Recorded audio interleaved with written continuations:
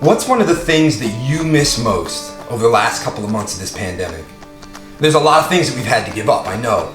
And if you're a member of the Fabius Pompey community or from Tully or Lafayette, or if you're like me, a member of Pompey Community Church, maybe one of your answers is PCC's Annual Chicken and Biscuit dinner.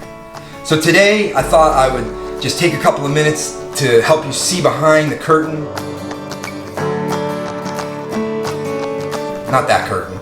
There's recipes, they're really simple. So today I thought I would take a minute to help you and your family learn how to make the chicken and biscuit dinner like we do at PCC. Over the last couple of years, I've really been blessed to work with the ladies who have organized and put together the chicken and biscuit dinner for years. Ladies like Carol Smith and Debbie Rapp and Eunice Tompkins and Bernie Henson and so many other people. But these ladies are giants in our church community. They're legends, if you will. And they've been working hard to put together the chicken and biscuit dinner, and I've been blessed enough to come alongside them and help them over the last couple of years. My name is Mike, and for the next couple of minutes, I want to take you guys through the simple steps so you can make the chicken and biscuit dinner for your family at home this year.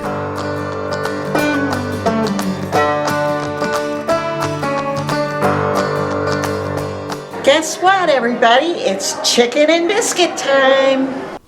All right, here we go. Here's what you need to make the chicken and biscuit dinner at home for your family. But first, a disclaimer. I am not going to show you how to make mashed potatoes. I am not going to show you how to make biscuits. Those things I'm going to assume you can either make on your own or find a recipe and do those things. And then I'm not going to tell you how to boil peas or carrots, and I don't have the Jell-O recipe. But if you have questions about any of that stuff, drop a comment or email me, and I will try to get you as much information as I can because we want to share it. So let's get into what you're going to need to make this recipe. First thing you're going to need is a pot big enough to hold your chicken or your chicken parts and be covered with water. So obviously you need chicken. You need some chicken. You either need a whole chicken, a roaster, or you can buy chicken parts. You can buy the parts that you like if you like breast meat and so on and so forth. But I do recommend that you have some bones because we are going to be making a stock. So I'm going to use a whole chicken today. So for the stock also, you're going to need some celery, you're going to need some carrots, you're going to need some onions. We're also going to need some chicken soup base. This is something that we started adding a few years back just to get more of that chicken flavor in the gravy. We want a really strong flavored gravy. You can also use bouillon cubes, but just keep in mind you're adding salt when you use these products. So we're not going to salt until after we add this stuff. And then we're also going to need some cornstarch and some flour. You can use whatever works for you. I know some people have gluten, allergies, so you can use different things like arrowroot or tapioca, whatever you need to do to thicken the gravy. And then there's one last secret ingredient. This is something that is added to the gravy at the end to give it some color, and it's something they've been adding since the beginning of time to the chicken and biscuit meal. It's diced pimentos, and I recommend you add it for that extra special, authentic PCC chicken and biscuit dinner flair. Another thing that's helpful to have when we're going to be making this gravy is an immersion blender. I'm going to add some oregano and marjoram and thyme to my gravy at the end because that's something that I like. That is not part of the official chicken and biscuit dinner recipe, but I want to encourage you always to tweak things when you're cooking to match your tastes. But if you want the authentic PCC chicken and biscuit gravy, don't add the herbs. Okay, before we go any further, I just want to mention that this year would have been the 39th annual chicken and biscuit dinner. So I would love to ask everybody to take a minute after you watch this video to pray that we can have the 40th annual chicken and biscuit dinner next October. Okay, I'm gonna prep these vegetables really quick. So, just follow along.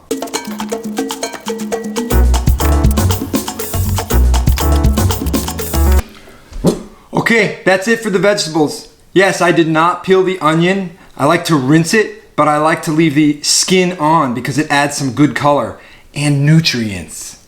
And then roughly chop everything. And we're gonna stick this in the pot with the chicken and cover it with water. That's it, that's the first step. Okay, now I've already rinsed my chicken. You don't have to pat it dry because we're gonna put it in the water, but I like to rinse them anyways. So put the chicken in there. I'm not trimming any fat or anything. I'm gonna put put the vegetables on top.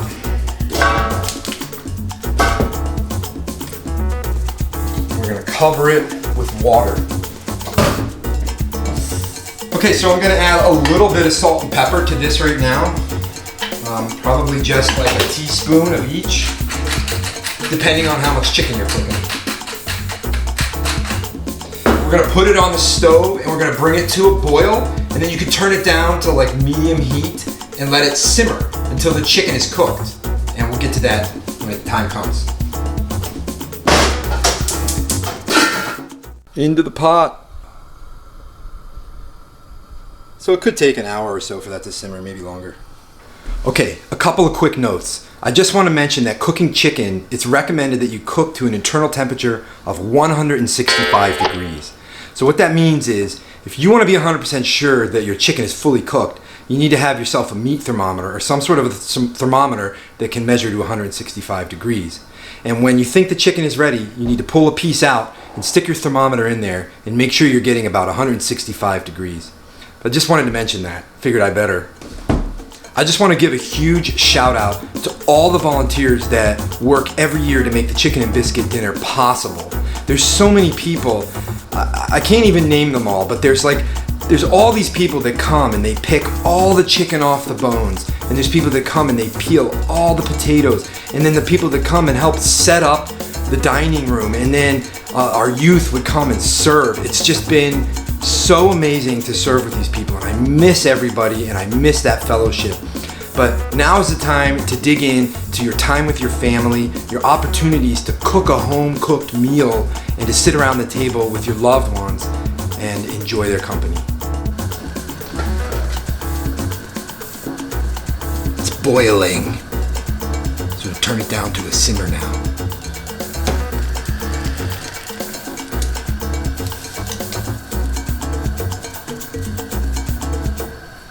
Not quite ready. Okay, so the chicken's up over 165 degrees, so we're gonna take it off the stove and we're gonna strain it out. We're gonna save the liquid. All right, so I'm gonna get the chicken out of the broth. Put it in here. And then I'm gonna strain the liquid.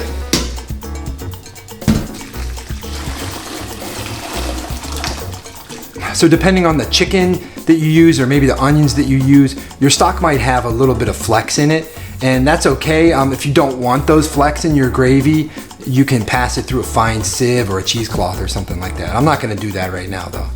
So we're gonna take the stock, what we're gonna do is we're gonna put it back on the stove, and we're gonna boil it down. We're gonna reduce it probably by half. It really depends on how much water you started with, but you're gonna be able to, as it's cooking, you're gonna wanna taste it and see if it's really chickeny. So I'm gonna boil this down in half because I don't need 2 gallons of gravy. All right, well, while the stock is boiling and reducing in half, I'm gonna let the chicken cool off a little bit before I pick it off the bone. I like to do it on a sheet tray so that it doesn't make a mess on the counter, catches all the juices. Okay, so I have my chicken picked. I like to leave it kind of chunks. You can do whatever you prefer. And our stock has reduced in half. So I have about maybe 8 cups of stock. And so what I'm gonna do to thicken the broth is I'm gonna make what's called a slurry. If you don't know what a slurry is, it's when we take something, a thickening agent like flour or cornstarch, and you have to add it to a little bit of cold water or another cold liquid that you want to add to your broth. We're going to use water, and we need to whisk that together and make it into like a paste, a thin paste. Because if we just dump these things right into the boiling broth, you're going to get lots of lumps. It'll just clump together and it won't spread out and thicken the gravy. So for about 8 cups of broth, here's what I'm going to do.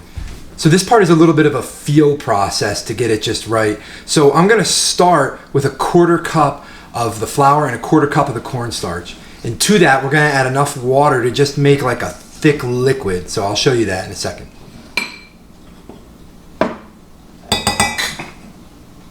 This is my cornstarch, I just keep it in a jar. All right, so I added about a cup of liquid to that quarter cup of cornstarch, quarter cup of flour. And I'm just gonna whisk that together. I'm gonna add another 1/8 of a cup of cornstarch, 1/8 of a cup of flour to that. Again, I'm gonna add another 1/8 of a cup. So I'm up to a 1/2 a cup of cornstarch and a 1/2 a cup of flour. So now we have our slurry. This is a little bit thin, but that's okay. Better thin than too thick. Okay, and I'm gonna bring this over to my boiling stock now.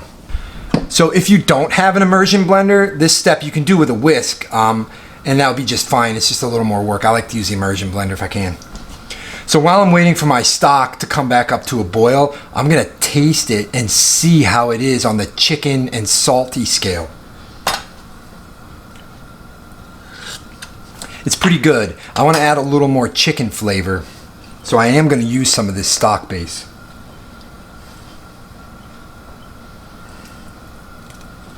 So I put in about 1.5 tablespoons of that stock base. In the kitchen we call this the yellow stuff. So I'm just going to whisk it in.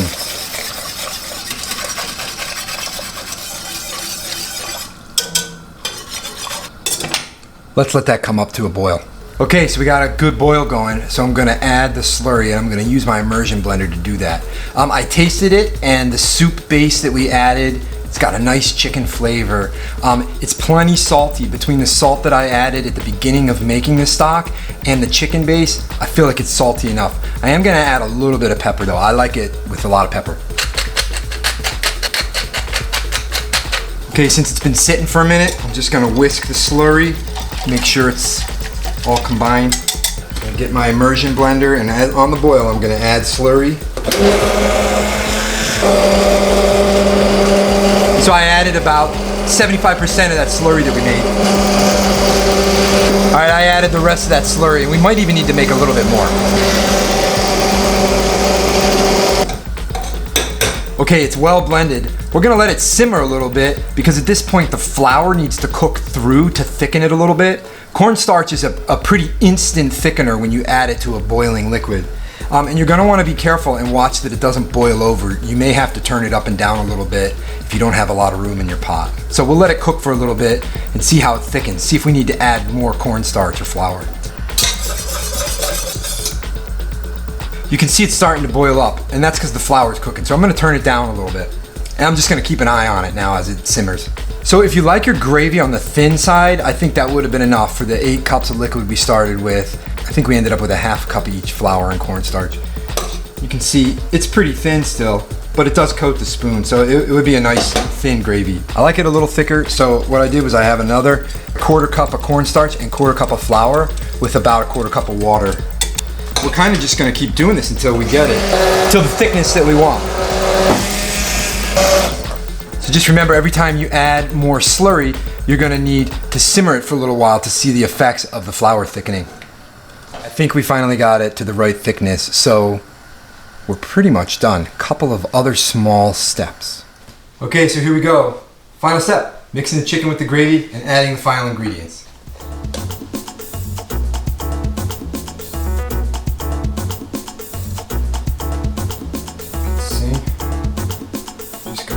That gravy over top of the chicken.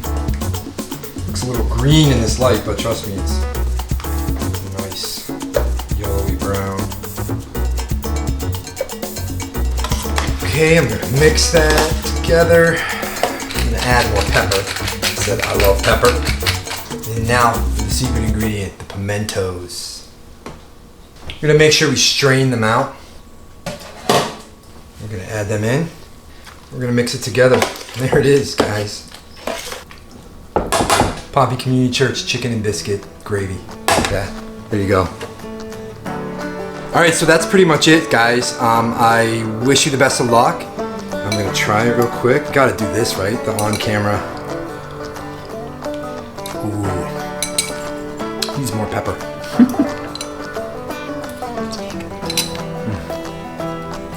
Well, I had a really fun time doing this. I spent a lot of time thinking about a lot of the people that put work into this annual chicken and biscuit. was thinking of my good friend Rich when I was making the gravy. He's helped me out the last couple of years making the gravy. Shout out to Rich, miss you, man. Like and share. If you have any questions or comments, just please drop them below, and I'll be happy to get back to you. I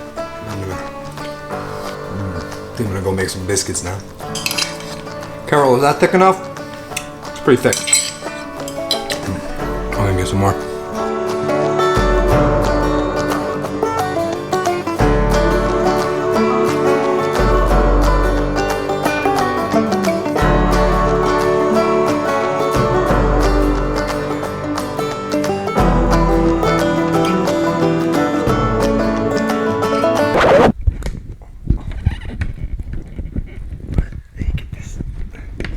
No, I do not strain the fat. Come on, fat is flavor. Yes, that's right. After it cools off, it's gonna be like concrete in your refrigerator. No. It is not gluten-free. The biscuits are not gluten-free. The gravy is definitely not gluten-free. Salt. Yes, there's a lot of salt, but salt is delicious. What's that? Is it true that I use a power drill to mix the gravy for the chicken and biscuit when we cook for like 300 people? Yes, 100% true. I have like a paddle that I use just for food. And a power drill. Yep. Is it what? No. I've never cooked chicken and biscuits and gravy for the Queen of England. No, never did that. Nope. Not yet anyways. Yeah, like at least a 20-minute nap afterwards, I'd say. That should probably be good. Yeah. 2 hour, you said? Yeah, that could happen. No, I don't recommend you get your cholesterol measured after this meal. Nope. Not a great idea. Wait a couple days.